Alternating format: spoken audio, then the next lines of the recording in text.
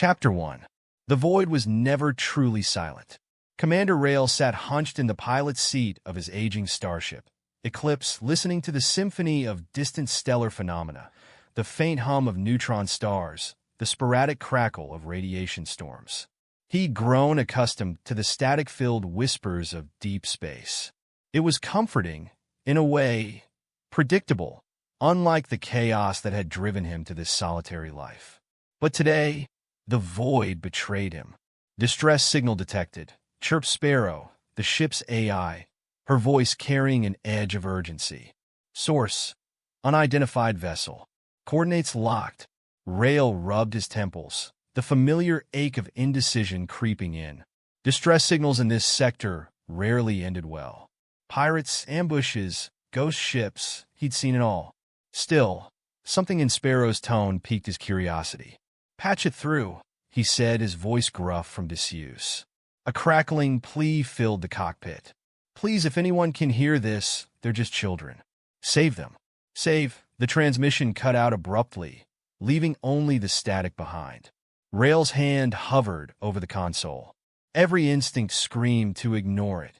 He'd made a career of avoiding trouble since leaving the military, and trouble rarely came in a more obvious package. But the tremor in that voice, raw, desperate, stirred something he thought he'd buried long ago. "Plot a course," he muttered. Sparrow didn't hesitate. "Acknowledged.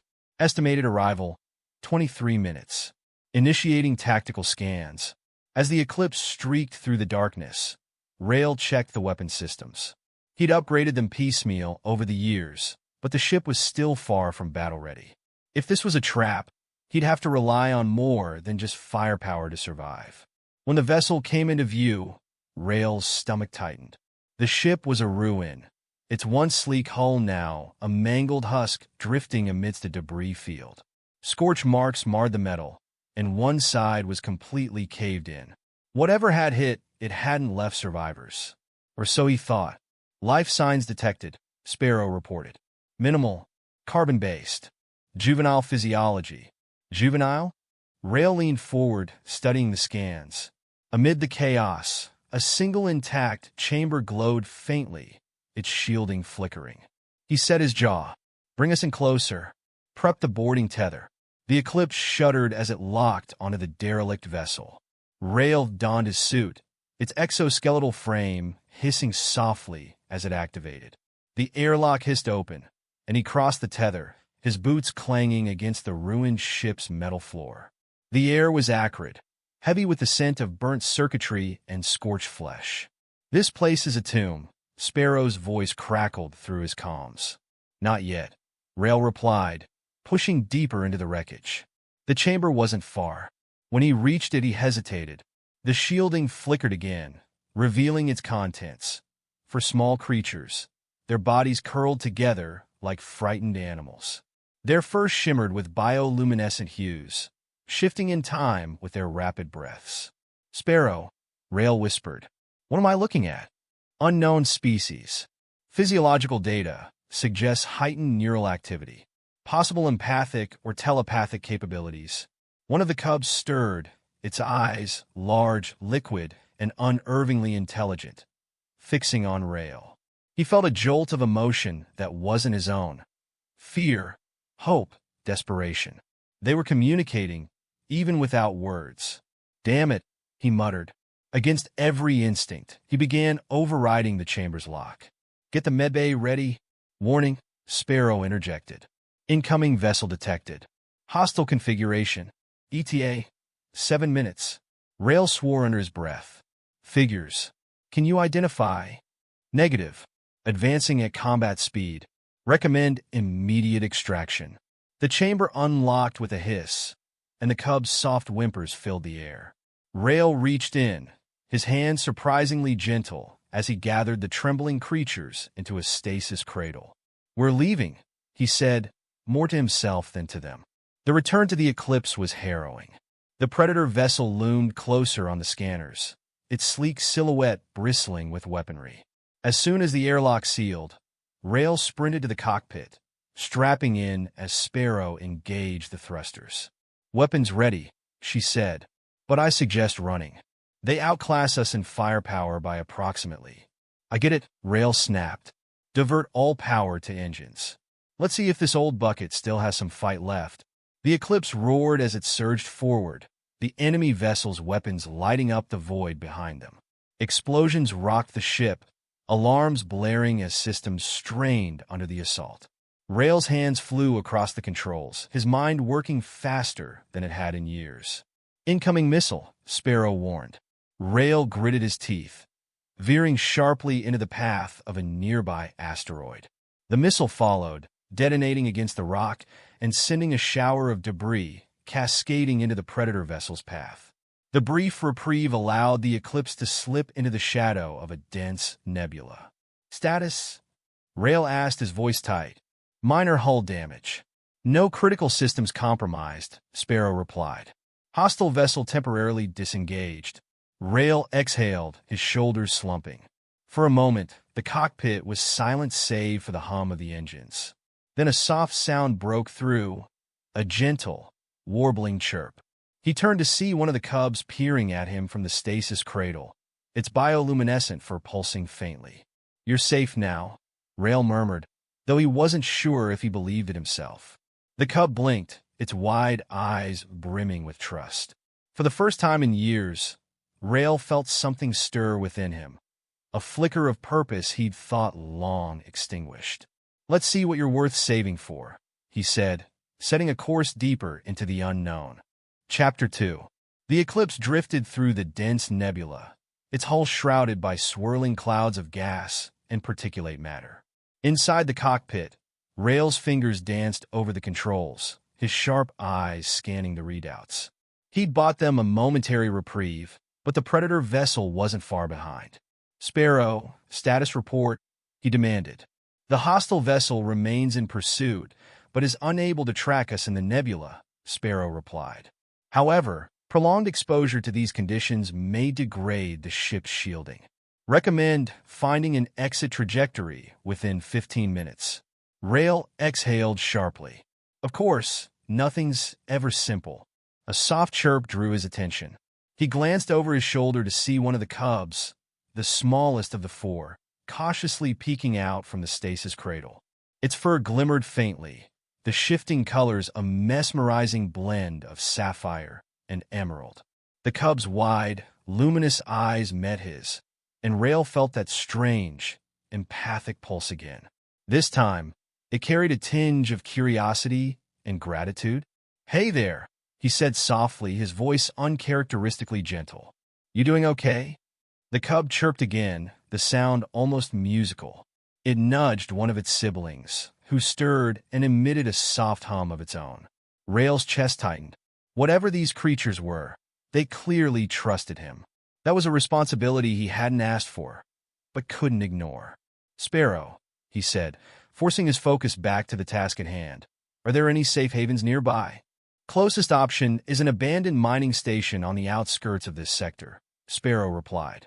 Records indicate it was decommissioned decades ago. Probability of hostiles low. Set a course, Rail ordered. Let's hope abandoned actually means empty. As the Eclipse maneuvered through the nebula, Rail's thoughts churned. Who were these cubs? Why had they been aboard a wrecked ship in the middle of nowhere? And who, or what, was hunting them?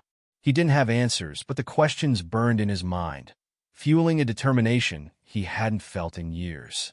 The nebula began to thin, its ghostly tendrils giving way to the star-speckled void. Sparrow's voice broke the silence. Approaching the mining station. Scans show no active energy signatures. Rail allowed himself a sliver of relief. Good. Let's dock and regroup. The station loomed ahead, a skeletal structure silhouetted against the stars. Once a bustling hub of activity, it now floated in eerie silence, its metallic surfaces dulled by years of neglect. The Eclipse docked smoothly, and Rail secured his weapon before heading to the airlock. Stay here and keep the ship ready for a quick exit, he instructed Sparrow. Understood, she replied. Be advised. The station's structural integrity is compromised in several areas. Proceed with caution. Rail stepped into the station, his boots echoing against the metal floor. The air was stale, tinged with rust and ozone. His flashlight cut through the darkness, revealing corridors lined with abandoned equipment and the occasional scatter of debris. Every sound, every creak and groan of the station, set his nerves on edge. He reached what appeared to be the control room. Dust coated the consoles, but the main terminal still glowed faintly. Rail brushed off the screen and began accessing the system. To his surprise, the station's power reserves were intact, though dwindling. He initiated a diagnostic, hoping to find any clues about the station's last occupants. As the system booted up, a low growl echoed through the corridor behind him. Rail froze, his hand instinctively gripping his sidearm. The growl grew louder, joined by the clatter of claws against metal. Slowly, he turned, his flashlight cutting through the shadows. A creature emerged, its form twisted and unnatural. Its elongated limbs ended in razor-sharp talons, and its eyes glowed with a predatory light. It let out a guttural snarl, bearing rows of jagged teeth. "Of course," Rail muttered, "because things weren't bad enough." The creature lunged. Rail fired, the plasma bolt striking its shoulder and sending it reeling.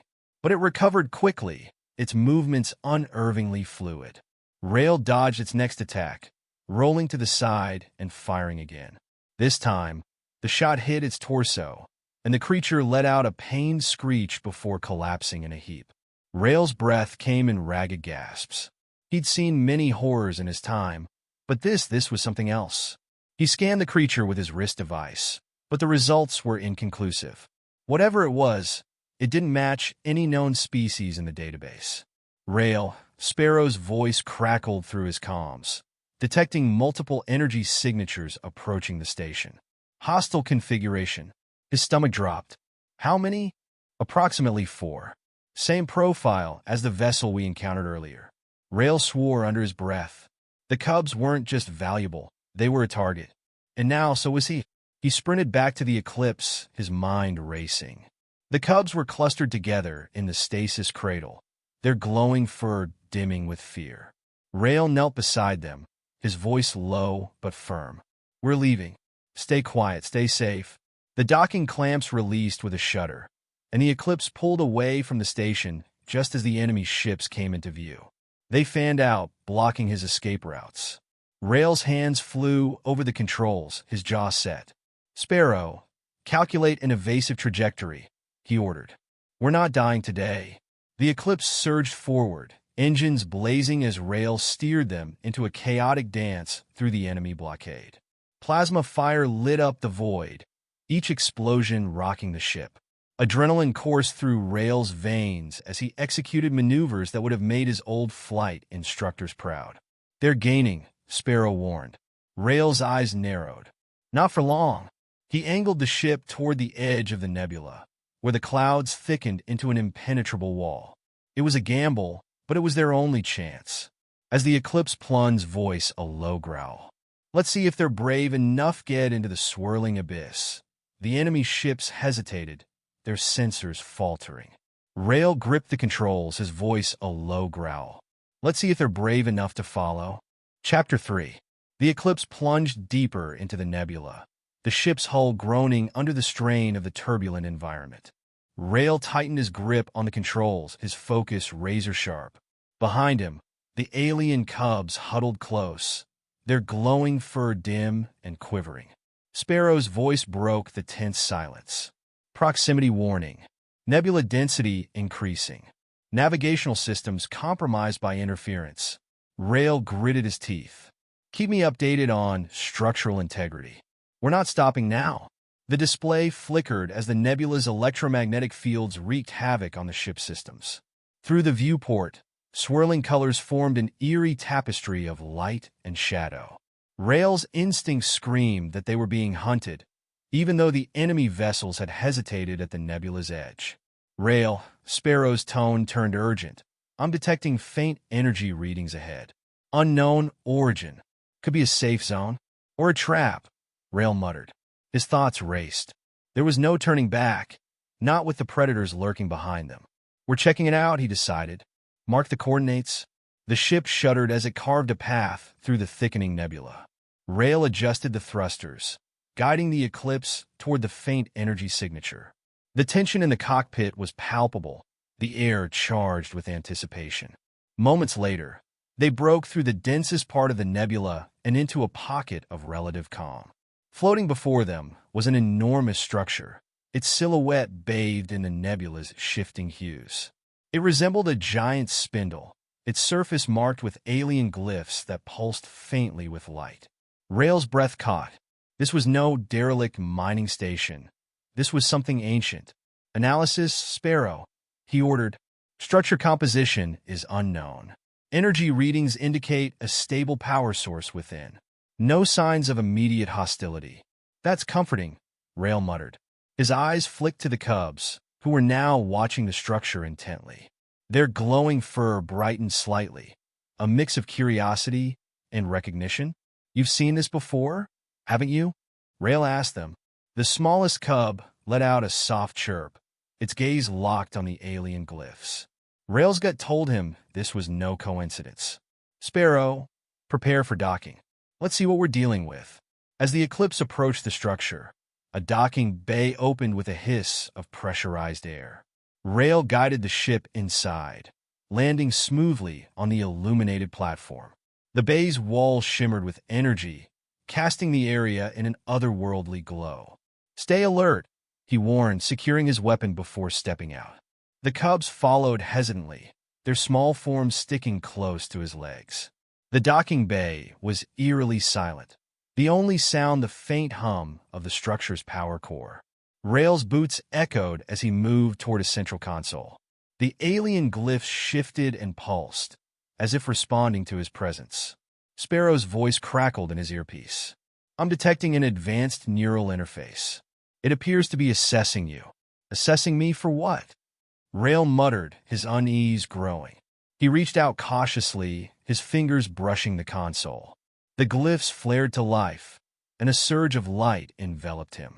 Images flooded his mind, fragments of alien worlds, great battles, and towering figures with glowing eyes. He saw the cubs, their kind revered as protectors, their abilities coveted by many. He felt their fear, their desperation to escape those who would exploit them. The vision ended abruptly, leaving Rail breathless. He staggered back, his pulse racing. Rail, your biometrics are spiking. Sparrow's voice was tinged with concern. What happened? I think this place is tied to the cubs, he said, his voice hoarse. It's some kind of sanctuary. Before Sparrow could respond, the docking bay's entrance sealed with a resounding clang. Rail spun around, his weapon drawn. The glyphs on the walls shifted, projecting a shimmering field that enveloped the bay. Outside, the faint glow of the nebula intensified as the Predator ships emerged from the mists. They found us, Rail growled. His mind raced as he assessed their dwindling options. The cubs let out frightened whimpers, their glowing fur dimming once more. Sparrow, can you override the field? Negative. The structure systems are beyond my capacity to manipulate, she replied. However, the glyphs appear to react to the cubs. Perhaps their interaction could influence the system. Rail glanced at the cubs. You hear that, little ones? This might be up to you. The smallest cub stepped forward, its fur brightening with resolve. It approached the console, placing a paw on the glowing glyphs. The entire bay lit up, the energy field intensifying until it formed an impenetrable barrier. Outside, the Predator ships fired, their plasma rounds dissipating harmlessly against the shield. Rail exhaled, a mix of relief and awe washing over him. Looks like we got a fighting chance. The glyph shifted again, projecting a new image. This time, it showed a star map with a single point highlighted. Sparrow's voice broke through the silence. The map indicates a location beyond the nebula. It's heavily encrypted, but I'm detecting traces of the same energy signature as the cubs. Rail nodded, his resolve hardening. Then that's where we're going. Let's hope it's the answers we're looking for. As the barrier held firm, Rail guided the cubs back onto the Eclipse. The structure's docking bay opened once more, releasing them into the nebula. With a final glance at the ancient sanctuary, Rail set a course for the marked location, his grip on the controls steady. "Hang tight, little ones," he said. "We're not done yet." Behind him, the cubs chirped softly, their fur glowing brighter with renewed hope. The eclipse disappeared into the swirling void, carrying them toward their next challenge, and perhaps their salvation. Chapter for the Guardian's Choice. Cade could feel the weight of his decision pressing against him as the chamber erupted into chaos. The moment he retrieved the radiant shard from the ancient dais, the cavern's walls began to tremble, their intricate glyphs glowing fiercely. The sanctuary's defenses, long dormant, were awakening, and their menace was palpable. "Put it back!" Relon shouted, his voice tinged with desperation as he tried to steady himself against the quake. "You've triggered something we don't understand." Cade's grip tightened around the shard. Its energy pulsed like a heartbeat, resonating through his body with both warmth and power. But it was not his alone to wield. The shard had responded to his touch, yes, but its whispers carried a warning. Great power demanded great cost. "It's too late for that," Cade said, his voice resolute but trembling. His gaze darted to the holographic projection of the alien cubs, their virtual cries echoing in the chamber. They were fading, their forms flickering like dying embers. "If I put it back, they're lost." Rellen's eyes widened. "You're risking all of us for them? You don't even know if they're real." "Cade." Before Cade could answer, a deafening roar echoed through the sanctuary. From the shadows emerged a sentinel, a towering construct of obsidian and metal, its four arms bristling with weaponry. Its luminous eyes locked onto Cade, assessing him as a threat. "Move!" Dia screamed, diving for cover as the sentinel fired a barrage of energy bolts. The air crackled, and the acrid scent of ozone filled the room. Cade rolled to the side, narrowly avoiding the blast. "We need to destroy it," he yelled, his mind racing for a strategy. "Destroy it with what?" Dia shot back, her voice strained as she tried to flank the sentinel. "We're out of ammo, and it's built like a fortress." Relon ducked behind a pillar, frantically scanning the glyphs on the walls. "These glyphs might control it. Keep it busy while I figure this out." Cade gritted his teeth, gripping the shard as he dashed across the chamber. The sentinel's focus shifted to him, and it unleashed a torrent of fire. He felt the heat sear past him, close enough to singe his jacket. The shard pulsed again, urging him to act. "Use me," the shard's whisper resonated in his mind, its tone insistent yet mournful. "The power you seek is yours, but it comes with a price." Cade hesitated. He had seen this kind of choice in every battle he'd fought, a cost he had always been willing to pay. But this was different. The shard's power could save the cubs, his team, and possibly an entire alien species. Yet its warning was clear. Once unleashed, there was no turning back. "Cade!" Dia's voice snapped him from his thoughts. She was pinned against a fallen pillar, the sentinel closing in. Its heavy steps cracked the floor beneath it, the vibrations reaching Cade's feet. "I don't have a choice," Cade muttered under his breath. He raised the shard high, feeling its energy surge through him. "Forgive me?" The moment he channeled the shard's power, the room was engulfed in blinding light. The sentinel staggered, its systems disrupted by the energy wave emanating from Cade. He felt his body strain under the immense force, his vision blurring as the shard's voice grew louder, chanting words in an alien tongue. With a guttural yell, Cade directed the energy toward the sentinel. A beam of incandescent light struck the construct, melting through its armor like molten steel.